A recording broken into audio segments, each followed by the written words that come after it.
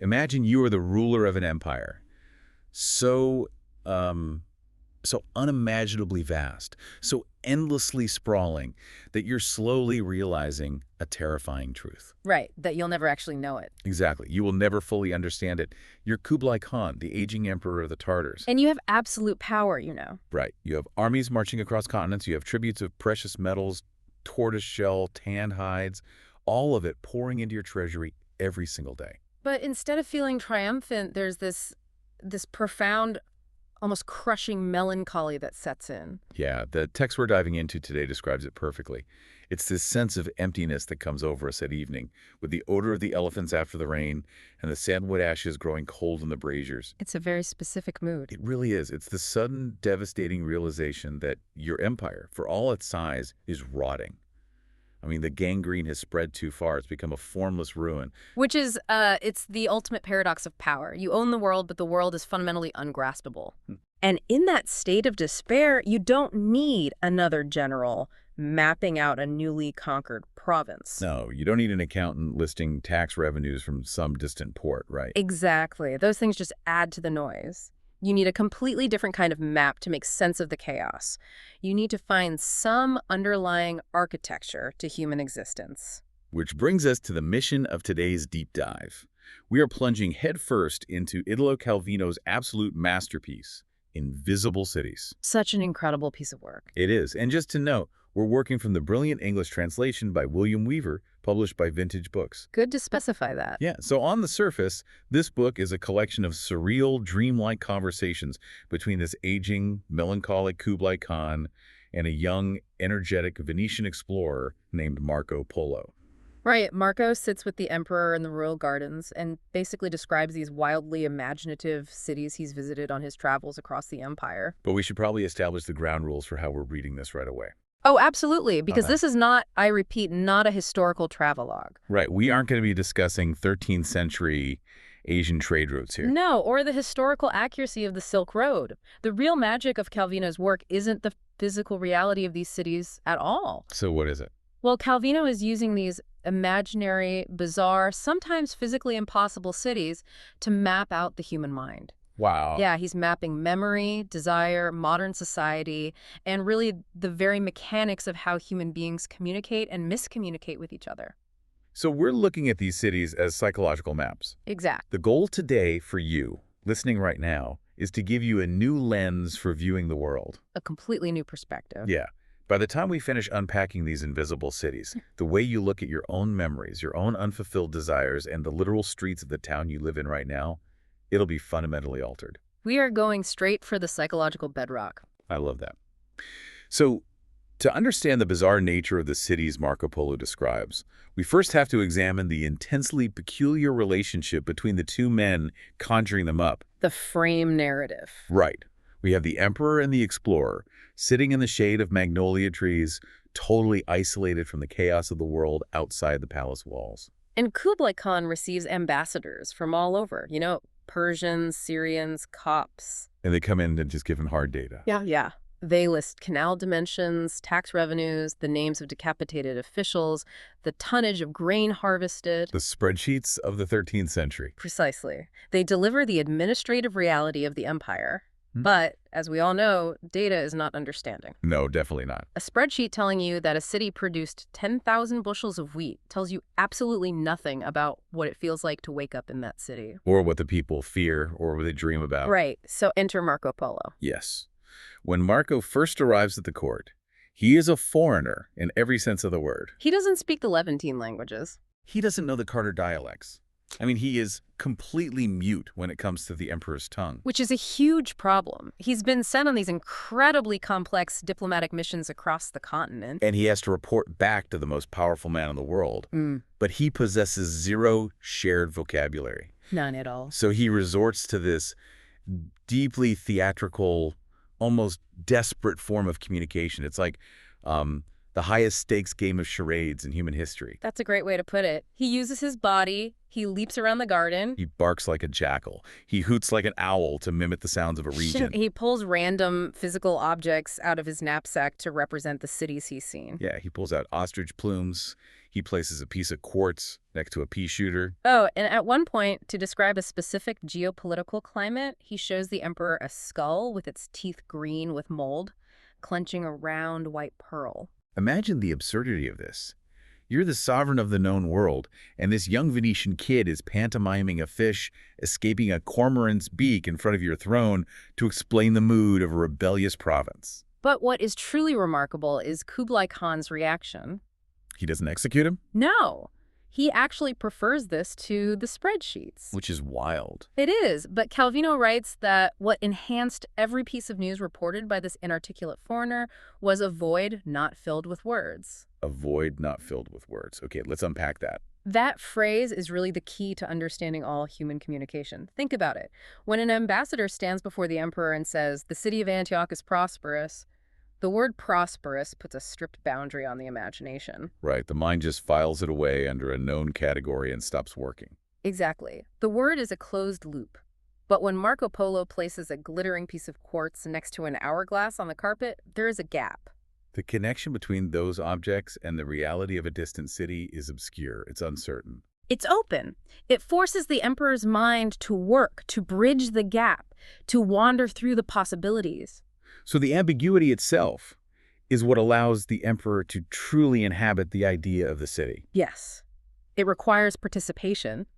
The listener has to co-create the meaning. But, time passes, and Marco is a smart, adaptable traveler. Seasons go by, and he eventually learns the language. He masters the Tartar idioms. Right. He can finally give Kublai the precise, detailed accounts the emperor originally thought he wanted. He can list the monuments, the exact market prices, the flora, the fauna. He can speak the language of the administrators. And this is where Calvino delivers this brilliant, totally counterintuitive insight. Which is what? That as Marco's words become more precise, the communication between the two men actually degrades. Right. It becomes less effective at conveying truth. It really highlights the profound inadequacy of language. We all operate under this assumption that if we just find the exact right word, if we are just specific enough, we can perfectly transmit our internal reality to someone else. But we can't. Marco finds that when he tries to describe the actual texture of life in these places, like this specific weight of the air on a Tuesday evening, or the particular sadness of a market closing down, his perfectly learned Tartar words fail him. The data flattens the soul of the city. The hyperspecificity strips away the emotional resonance. It makes you think about how we communicate right now, doesn't it? Oh, completely. I mean, for you listening, think about it. We live in an era of hyper-specific, relentless, text-based communication. We send bullet point emails, perfectly curated text messages, highly edited status updates. We even have emojis to signify exact emotional states. Right. But how often does all that hyper-specificity actually ruin true connection? Very often. Have you ever tried to describe a deeply profound experience? Maybe a moment of pure awe looking at a mountain range, or a terrifyingly complex dream? And as you're putting it into words, you can literally hear yourself ruining it. Yes. The words are too rigid, they're too small. They act as a cage for the experience, and the moment you lock the experience inside, it dies. That is the exact trap Marco Polo finds himself in. He eventually realizes he has to go back to using gestures alongside his new vocabulary. He has to hold his hands out, palms up, or make slow, spasmodic movements to convey the mood of a place. Because the words alone are insufficient. Words label and categorize, but the physical reality of a gesture or the raw presence of an object leaves room for the imagination to breathe. And because Marco's communication is so heavily reliant on this subjective, moody, ambiguous style, we begin to realize something fundamental about the cities he is describing. That they aren't physical places on a geographical map. Not at all. And Marco is eventually forced to admit this explicitly. There's this stunning moment where Kublai Khan pushes him. The emperor essentially says, "You've told me about all these wondrous cities across my empire, but you never talk about your home. You never mention Venice." And Marco just smiles at him and replies, "Every time I describe a city, I am saying something about Venice." It is the skeleton key to the entire text. Every single city Marco visits is just a psychological lens through which he's processing his own past, his own home, his own identity. He isn't traveling through space. He's traveling through his own consciousness. So let's step into this geography of the mind, starting with the cities of memory. There's a city Marco describes called Zaira. Ah, Zaira. Marco tells the emperor that he could easily recite the physical measurements of Zaira. He could tell him how many steps make up the streets, the exact degree of the arcade's curves, What kind of zinc covers the roofs of the bathhouses? But he says doing that would be like telling him nothing at all. Right, because a city isn't made of zinc and degrees of curvature. Calvino suggests that a city consists of the relationships between the measurement of its physical space and the events of its past. The architecture is merely a vessel for human history. And the examples he uses to illustrate this are breathtakingly cinematic. Oh, they are. He says the city of Zaire is the relationship between the height of a lamppost and the distance from the ground of a hanged usurper's swaying feet. That image alone is so striking. It's the tilt of a guttering and a cat's progress along it as it slips into a window. It's the height of a railing and the desperate leap of an adulterer who climbed over it at dawn. The physical architecture is really just a stage set for human drama. Exactly. Zaire doesn't tell its past. It contains it like the lines of a hand, written in the gratings of the windows and the banisters of the steps. Every scratch in the stone, every indentation in the wood is a memory. This completely upends how we typically interact with space. We tend to think of physical space as neutral. Like an empty room is just an empty room. Right. A street corner is just a geometric intersection of pavement. But Zaire teaches us that space is entirely defined by the subjective events that occurred there. Think about a street corner where you had a life-altering conversation. It feels physically, palpably different to you than a street corner you simply walk past every day. The space absorbs the memory. And for the people living in Zaire, the past isn't some abstract concept receding behind them. It is the very physical environment they are navigating. They are literally walking through their own history. But it's not just memories of what actually happened. It's memories of what we wanted to happen. The cities of desire. Which brings us to Isadora. Isadora is a conceptual gut punch. Marco describes a man riding a long time through wild, untamed regions, and he desires a city. And he pictures Isadora. Yeah, it's this place where the buildings have spiral staircases encrusted with spiral seashells. Perfect telescopes and violins are made there. And if you're hesitating between two women, you always meet a third. It sounds like an absolute paradise of youth, vitality, and passion. Even the cockfights degenerate into bloody brawls among the betters. It is a city that is wildly, violently alive. But there is a cruel temporal trick built into the architecture of Isadora. The dreamed-of city contained him as a young man. That's the crucial detail. It really is. He dreamed of this vibrant, chaotic paradise when he was full of youth and energy. But by the time he finally arrives at Isadora, after all his long, exhausting traveling across the wild regions... He's in his old age. Exactly. He arrives, and in the central square, there is a wall where the old men sit and watch the young go by. And he's forced to sit in a row with them. He has reached his paradise, but his role in it has completely changed. Calvino punctuates that entire description with one devastating line. He says, "Desires are already memories." That phrase alone is worth the price of the book. What does it mean, though, really, that desires are already memories? Well, it means that the things we yearn for are trapped in the context of the time we first started yearning for them. We constantly suffer from temporal dislocation regarding our own goals. Temporal dislocation, right?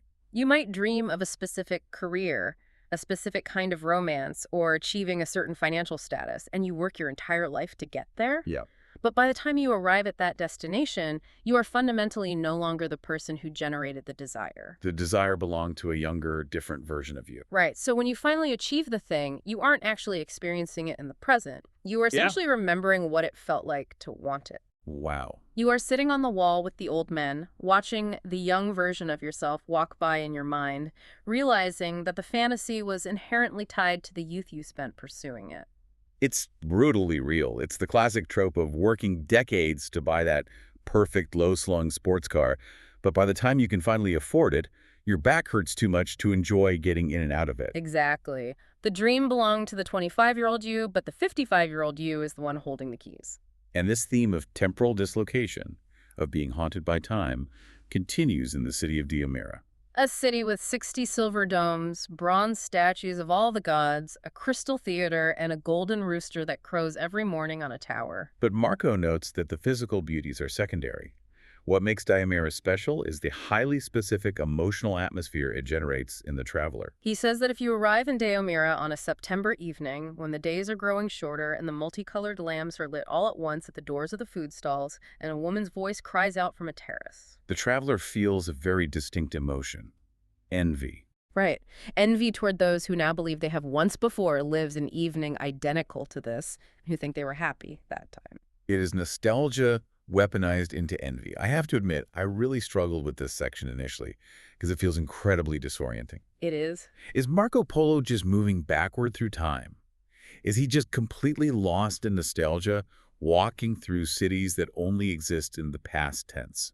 Kublai Khan actually asks him exactly this. He says, does your journey take place only in the past? And Marco's response is one of the most profound philosophical statements in the text. He tells the emperor that what he seeks is always something lying ahead. But he realizes that the traveler's past changes according to the route he has followed. Arriving at each new city, the traveler finds a past of his that he did not know he had. It's the concept of divergence. Marco enters a city and sees someone in a square living a life that could have been his if he had stopped in time long ago, or if he had taken a different road at a crucial crossroads. But from that hypothetical past, he is now permanently excluded. Futures not achieved are only branches of the past. Yeah. Dead branches. He's walking through a graveyard of unlived lives. That brings up the quote that really anchors this entire concept.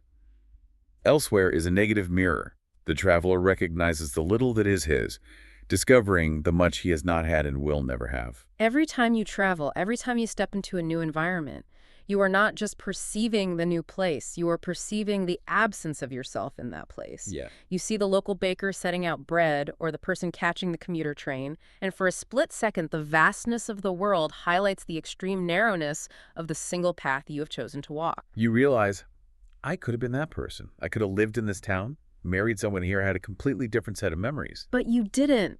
Travel forces you to confront the ghosts of the choices you didn't make. Memory isn't just a record of what happened. It's a living sponge that absorbs our present desires and our deep mourning for the paths we didn't take. But memory and desire are intangible. They are internal, psychological phenomena. Yeah. The pressing question then becomes, if these cities are invisible, if they're constructed out of internal psychology and unlived lives, how do we actually perceive them when we walk their physical streets? How does the human brain navigate the external reality of a city? And Calvino gives us a very distinct structural answer. We don't read the city, we read its signs. Which introduces us to the semiotics of the city, starting with Tamara. Semiotics being the study of signs and symbols and how we use them to interpret the world. Calvino's a master of this, and Tamara is his ultimate playground. Marco tells the emperor that before you reach Tamara, you walk for days among trees and stones. And out in the wild, things are just what they are. A tree is a tree. A stone is a stone. It has no secondary meaning. But then you pass the walls and enter the city of Tamara, and everything changes. The streets are thick with signboards jutting from the walls. In Tamara, the eye does not see things. It sees images of things that mean other things. You don't see a tavern, you see a sign of a tankard. You don't see a grocer. You see a sign of scales. A pincher's points out the tooth drawer's house. It is a city completely overlaid with symbology. And it goes so much deeper than just commercial shop signs. The statues of the gods have specific attributes, a cornucopia, an hourglass, so you know exactly how to categorize them and pray to them correctly. Even the physical wares on the market stalls are reduced to signs. Right, an embroidered headband isn't just a piece of cloth, it stands for elegance. A gilded palanquin stands for power. Your gaze scans the streets as if they were written pages. The tragedy of Tamara is summarized perfectly in Marco's conclusion. He says, however the city may really be, beneath this thick coating of signs, whatever it may contain or conceal, you leave Tamara without having discovered it. Reading about Tamara, my mind instantly went to the architecture of the modern internet. It is the perfect analogy for how we navigate digital spaces today. Oh, absolutely. For everyone listening, think about how we navigate the internet. It's entirely through icons, symbols, and UI design. A tiny little heart shape doesn't mean a blood-pumping organ. It represents love or validation or social agreement. Right, and a little shopping cart icon represents commerce. A magnifying glass represents the act of searching the sum total of human knowledge. We don't see the underlying reality of the code, the server farms humming in a desert, or the complex, messy human emotions of the people posting the content. We just see the signs. We scan the feed like written pages, and the interface dictates exactly what we're supposed to think and feel. We leave the internet every single day without having actually discovered the reality beneath it. That is a phenomenal application of Calvino's concept. We are meaning-making machines, and we have built a digital tamper out of pixels. The user interface acts as the thick coating of signs that separates us from the underlying reality. But this semiotic reduction applies to the physical world too, doesn't it? Oh, definitely. Think about how you interact with a police uniform, a doctor's white coat, or the logo on a luxury car. How often do we interact with the symbol of a person or the symbol of a profession rather than the complex, nuanced human being beneath it? We rely on these shorthand signs because the complexity of reality is too overwhelming to process. We see the tankard, not the tavern. We see the white coat, not the exhausted human wearing it. And this reliance on signs fundamentally changes how a city or an experience can be described. Marco Polo illustrates this perfectly with the city of Dorothea. He tells Kublai Khan there are two entirely distinct ways to describe this city. The first way is the administrative, data-driven approach, the spreadsheet method. Right, Marco says you can describe Dorothea by stating it has 4 aluminum towers, 7 gates, 4 green canals, 9 quarters, each with 300 houses and 700 chimneys. It is pure, objective, quantifiable data. It is a map of facts. But the second way to describe Dorothea is through the highly subjective memory of the camel driver who brought Marco there. And the camel driver doesn't give a damn about aluminum towers or the exact count of chimneys. No. He describes the city by saying he arrived in his first youth. He remembers the women had fine teeth and looked him straight in the eye. He remembers 3 soldiers playing trumpets on a platform and colored banners fluttering in the wind. He says that before that specific morning, he only knew the desert and the caravan routes. In the years after, he went back to the desert. But he realizes, now I know this path is only one of the many that opened before me on that morning in Dorothea. So, which description is more true, the data or the memory? Well, the data tells you the physical structure, but the camel driver's memory tells you the meaning of the city. For him, Dorothea isn't an arrangement of bricks and canals. It is a nexus of possibility. It is the geographic location where a young man realized the world was wider than the desert he knew. The subjective experience is the true architecture of the city. But relying on subjective signs can also be incredibly disorienting and dangerous. What happens when the signs betray you? This brings us to the city of Hypatia. Marco enters Hypatia and sees a beautiful magnolia garden reflecting in a blue lagoon. Based on the signs he has learned his whole life, he thinks, naturally, this is an oasis of pleasure. This is where beautiful women will be bathing. But he looks closer, and at the bottom of the water, crabs are biting the eyes of suicides. It is a city where signs deceive. He goes to the grand palace expecting to find justice from the Sultan, but he discovers the central hall is a prison where convicts are hauling massive basalt blocks. He goes to the library expecting to find a sage philosopher studying ancient texts, but instead he finds an adolescent smoking an opium pipe. The smoker points out the window to a garden where children are playing with tops and swings, and the philosopher is sitting out there on the lawn playing with the children. And the philosopher tells Marco, signs form a language, but not the one you think you know. Hypatia forces the ultimate cognitive flexibility. It really does. Marco has to completely unlearn the language of this city. To find beautiful women, he learns he has to go to the stables and the riding rings. To find music, he doesn't go to a concert hall. He has to go to the cemeteries, where musicians hide in the tombs and play flutes and harps from grave to grave. We go through life assuming a strict one-to-one correlation between a space and its function, between a sign and its meaning. Hypatia strips that security away. It's the ultimate culture shock. It's that jarring, visceral feeling when you travel to a country where nodding your head means no instead of yes. The bodily signs you've relied on your entire life suddenly betray you and you are left completely unmoored. And Marco's conclusion about Hypatia is deeply cynical, but maybe necessary for survival. He says he knows the day will come when he wants to leave the city, but he knows he shouldn't go to the harbor to find a ship. He has to climb the citadel's highest pinnacle and wait for a ship to go by up there. Because, as he says, there is no language without deceit. If we are navigating the world purely through subjective signs, and if those signs are inherently deceitful, then the meaning of reality itself depends entirely on who is looking at it. Perspective is everything. We construct the world based on our own psychological positioning. Which perfectly bridges us into the cities of perspective, the mirrors and the deserts. Let's look at Despina. Despina is a border city, situated exactly between 2 immense deserts, the desert of sand and the desert of the sea. And how you perceive Despina depends entirely on which desert you are trying to escape. If you are the camel driver, arriving overland from the endless, dry, dusty tableland, you look at the pinnacles of the skyscrapers, the radar antennas, the windsocks flapping in the breeze, and what do you see? You see a ship. Exactly. Your mind constructs a vessel that will take you away from the heat and the sand. You dream of foreign ports, taverns, and the cool ocean breeze. But if you are the sailor, arriving from the endless, watery, formless haze of the coastline, you look at the exact same city silhouette, the exact same architecture, and you don't see a ship at all. You discern the form of a camel's withers. You see an embroidered saddle between two humps. You dream of a caravan taking you away from the desert of the sea, toward the stable earth, toward oases of fresh water and palm trees. Each city receives its form from the desert it opposes. It is a profound psychological truth about human motivation. We do not desire things in a vacuum. No, we desire things in strict opposition to what we are currently lacking. Our vision of salvation is entirely constructed by the specific flavor of our current suffering.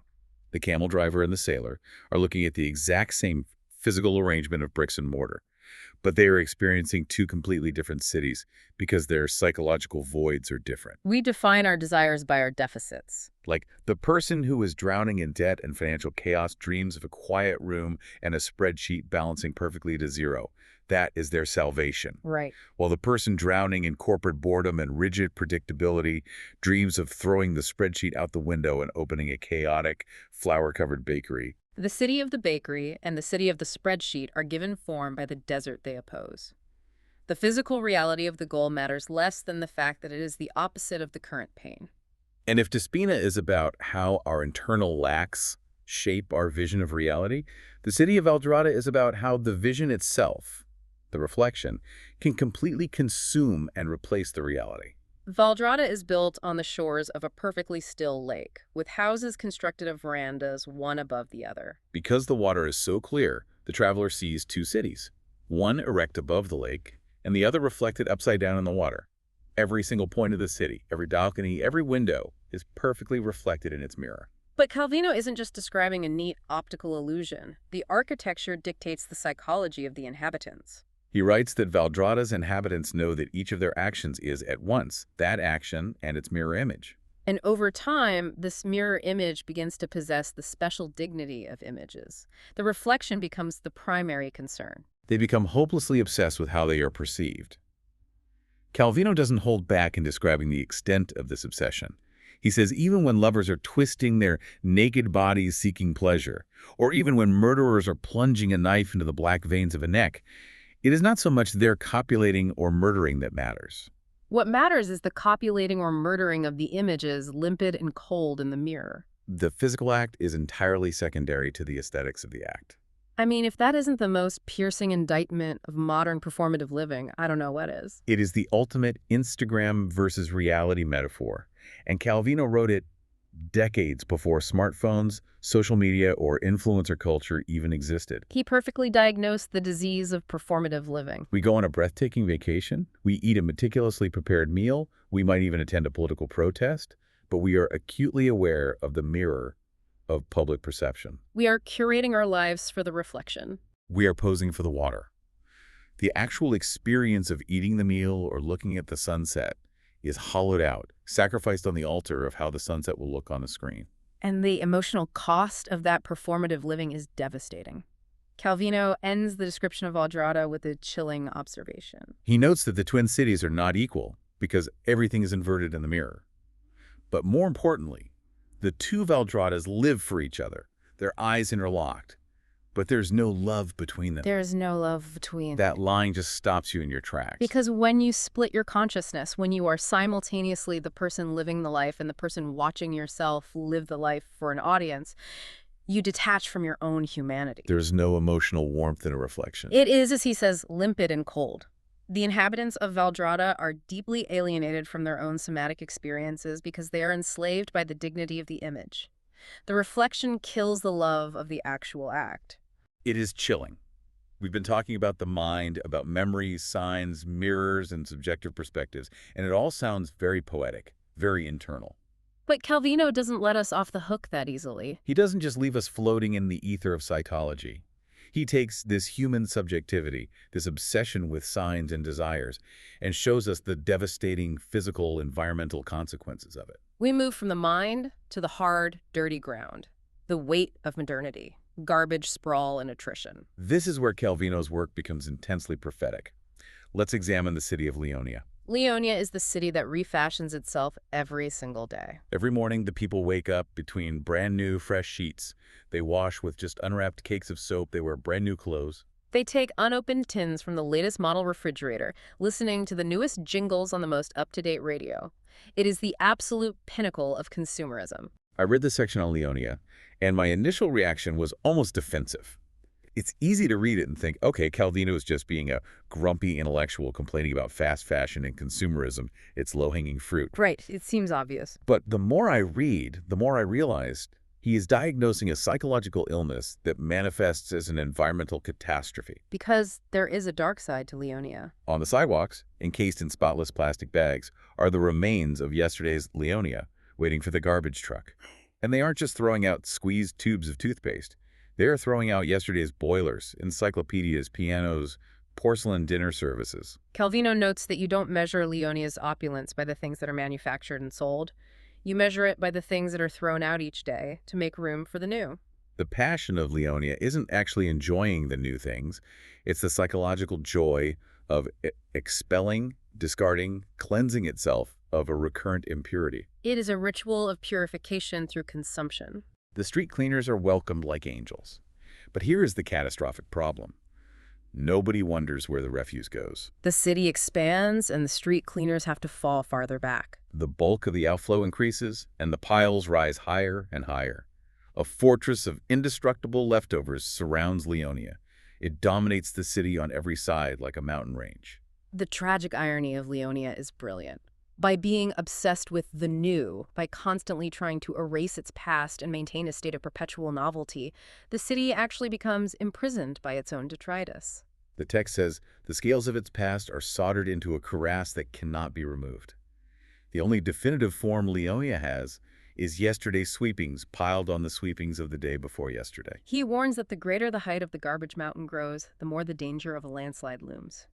A single tin can or old tire rolling down could bring an avalanche of unmated shoes and withered flowers, submerging the city in its own past. He perfectly predicted our disposable tech culture. We buy a new phone every year and throw the old one in a drawer. We buy clothes meant to be worn 3 times and discarded. We are building our own fortress of indestructible leftovers, and we are completely blind to the avalanche waiting to happen. And it's not just the garbage that is sprawling out of control, it's the physical footprint of the cities themselves. Which brings us to Penthesilea, the soupy city. Penthesilea is the ultimate critique of modern urban sprawl and the loss of the civic center. Marco Polo tells the emperor that to describe the entrance to a normal city, you might imagine a wall, a gate, customs men. You pass under an arch, and you know definitively that you are inside. But Penthesilea refuses to be defined that way. You advance for hours, and you don't know if you're inside or outside. It spreads for miles around like a lake lost in swamps. It's just pale buildings and mangy fields, corrugated iron sheds, endless roads. You think you're getting to the center, but you just find more vague spaces, rusty suburbs, a cemetery, a shambles. You ask the people on the street, where's the city? And they gesture vaguely and say, we come here every morning to work, or we come back here at night to sleep. There is no center. There is no communal heart. You pass from outskirts to outskirts. You finally ask for the road out of the city, and you just pass another string of scattered suburbs. And Marco asks this anguished existential question. Outside Penthesilea, does an outside exist? Or, no matter how far you go from the city, will you only pass from one limbo to another, never managing to leave it? If you look at the mega regions of the modern world, the endless, unbroken stretch of highway connecting strip malls, residential developments, and industrial parks from Boston to Washington, D.C., or the endless, soupy sprawl of Los Angeles, Penthesilea is already our reality. When a city is just an aggregate of places you go to work and places you go to sleep, with no defined center, you lose the essence of what a city was designed to be. A place of human convergence, of shared civic life. It devolves into a liminal space. And if the sprawl doesn't alienate humanity, our own hubris will. We must look at the city of Theodora, Theodora is the city that went to war against the natural world. They suffered recurrent invasions of pests. First condors, so they cleared the sky of condors. But removing the condors allowed serpents to propagate, so they waged war on the serpents. Killing the serpents allowed spiders to multiply. They exterminated the spiders, which brought swarms of flies, then termites, then woodworms, finally the rats. It is this escalating desperate arms race against biology. And mankind finally wins. With an extreme massacre, human ingenuity defeats the enemy. The city is closed, aseptic, a great cemetery of the animal kingdom. They think they have reestablished the order of the world, with mankind as the sole exclusive possessor. They have sterilized their environment completely. The only animals left are in the library, in the volumes of Buffon and Linnaeus. But then the mechanism of human hubris triggers a terrible consequence. From the depths of the library basements, the forgotten mythical fauna starts stirring from its lethargy. Because the real biological animals have been wiped out, the imaginary beasts return to take their place. Sphinxes, griffins, chimeras, dragons, harpies, basilisks leap from the capitals and the drainpipes to resume possession of their city. Theodora represents the ultimate arrogance of trying to sterilize the world. Calvino is suggesting that the wild, untamable human imagination, the subconscious, cannot be sterilized. If you kill all the real beasts, the repressed monsters of your own psyche will rise up to haunt you. You cannot build a perfectly aseptic human environment without birthing chimeras. So Kublai Khan is sitting in his garden, listening to all this. He is hearing about cities drowning in their own consumer garbage, endless soupy suburbs with no exit, cities overrun by mythical monsters from the library, cities where the reflections are more real than the people. The empire is absolute, terrifying chaos. And Kublai desperately seeks order. He wants to control this unmanageable reality. And how does a man with absolute power try to control reality? He reduces it to a game. He tries to codify the rules. Which brings us to the philosophical climax of the text. The game of chess, the Atlas, and the Inferno of the living. Kublai Khan is a keen chess player, and as Marco is showing him these chaotic, messy objects from his travels, a helmet, a seashell, a coconut, Kublai has a revelation. He thinks, if each city is like a game of chess, the day I learn the rules, I will possess my empire. He believes he can master the complexity by abstracting it. He replaces Marco's objects with a chessboard. He gives each piece a meaning. A knight is an army, a queen is a lady on a balcony. He tries to understand the invisible order that sustains cities by playing endless games of chess. He disembodies his conquests to reduce them to the essential. It is the 13th century equivalent of an algorithm. We do this today. We try to reduce complex human lives, shifting desires, and massive urban systems into data points on a spreadsheet. We think if we just find the right algorithm, the right rules of the game, we will possess the truth. But the strategy fails entirely. Kublai concentrates on the game, but the purpose of the game eludes him. At checkmate, beneath the foot of the winner's king, what is left? What is the definitive conquest? It is nothingness. It is just a square of planed wood, a black or a white square. By reducing the infinite complexity of human life to a system of abstract rules, Kublai has reduced his entire empire to a piece of empty wood. This is the inherent danger of abstraction. When you strip away the messy reality, you are left with a void. But Marco Polo intervenes. And this is perhaps Marco's most brilliant, redeeming moment in the entire book. He looks at that exact same empty square of planed wood that Kublai sees as nothingness, and he begins to read its history. He says, "Your chessboard, sire, is inlaid with two woods, ebony and maple.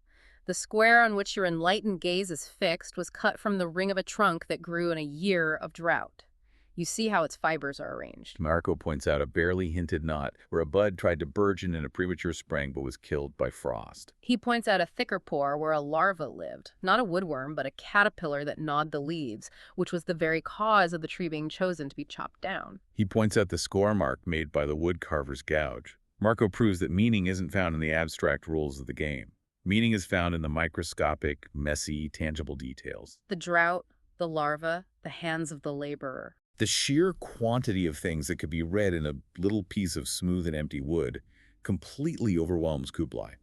Marco brings the emperor back from the brink of nihilism. He shows him that the world is infinitely complex and endlessly rich if you simply know how to look at the grain. The antidote to the coldness of algorithms and spreadsheets is paying attention to the specific, the local, the tangible human element. But Kublai is still struggling with the macro view. He brings out his atlas. And this atlas is magical. It contains maps of all cities, past, present, and future. Marco, leafing through it, sees Carthage and Troy, but he also foresees San Francisco and New York. He sees cities without shape, sprawling networks without beginning or end. And looking at all these potential futures, the emperor grows deeply pessimistic. He says, "It is all useless if the last landing place can only be the infernal city, and it is there that in ever-narrowing circles the current is drawing us." He believes we are heading straight for hell. And here we reach the true thesis of the book. Marco Polo offers his final, vital philosophy in response to the emperor's despair. He says, "The inferno of the living is not something that will be. If there is one, it is what is already here, the inferno where we live every day, that we form by being together." He tells the emperor there are two ways to escape suffering it. The first way is easy for many. Accept the inferno and become such a part of it that you can no longer see it. Numb yourself. Give in to the garbage mountains of Leonia, the deceptive signs of Hypatia, the soupy straw of Penthesilea. Become the inferno. But the second way is risky and demands constant vigilance and apprehension. Marco says, "Seek and learn to recognize who and what, in the midst of the inferno, are not inferno. Then make them endure, give them space." This is an incredibly empowering conclusion. Calvino spends the entire book describing these melancholic, decaying, deceptive, overwhelming cities. He acknowledges the hellish aspects of modern life. But he doesn't surrender to doom. He gives a direct, actionable philosophy. It is our absolute duty to find the good, to find the beautiful, the human, the genuine connection amidst the sprawl, and to protect it. It's the ultimate tension between the emperor who wants to view the world from a balcony, trying to control it from above with chess pieces and maps, and the explorer who gets his hands dirty in the streets, looking at the wood grain, finding the spaces that are not inferno and making them endure. You cannot save the entire empire, but you can carve out a space for humanity within it. It is a map not of the physical world, but of how to survive the psychological world. We started with Marco Polo silently pantomiming with an ostrich plume. We traveled through cities of memory where our desires are trapped in the past. We navigated deceptive signs, narcissistic mirrors, and mountains of consumer garbage. And we arrived at this profound mandate. Look closely at the wood grain and fight the inferno by protecting what is good. But before we wrap up this deep dive into the source material, there is one final provocative thought to leave you mulling over. There is one city we haven't discussed yet, Laodomia. The Triple City. Laodomia contains three distinct cities: the city of the living, the city of the dead, the cemetery, which is an exact replica of the living city, and a third city, the city of the unborn. The living of Laodomia go to visit the unborn. They try to look into the infinite, invisible multitudes waiting to breathe, trying to read their own futures, trying to see their descendants. And it causes them immense anxiety. They don't know if the generations will just multiply infinitely until they suffocate the earth, or if the city will simply end like an hourglass running out of sand. They interrogate the unborn, but they are really only asking about themselves. They want to know if their own reputations will endure, if their own lives meant anything in the grand sweep of time. And so here is the question to take with you today. When you build your life, your career, your relationships, when you build your own city, are you building it to appease the ghosts of your past memories, like the old men sitting on the wall in Isadora? Or are you making space for the invisible, unborn possibilities of your future? Are you looking backward in the mirror, or are you looking forward into the void? That's the real deep dive. We want to thank you for joining us as we explored the incredible source material of Italo Calvino's Invisible Cities. Stay curious, keep looking closely at the wood grain, and keep seeking the spaces that are not inferno.